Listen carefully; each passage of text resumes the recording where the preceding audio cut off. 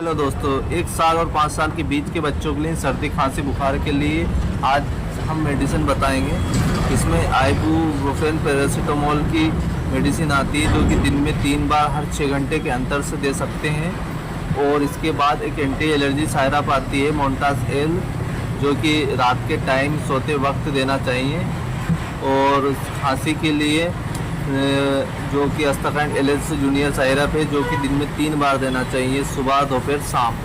और एंटीबायोटिक के रूप में एमोक्सिलिन पोटेशियम का कंपोजिशन लेना चाहिए। ये 200 mg का है, 400 mg का भी सिरप आता है। इसके यदि साथ में वायरल के साथ कभी सर्दी खांसी है तो उसमें ओमना कार्टिल सायरप का भी इस्तेमाल करना चाहिए।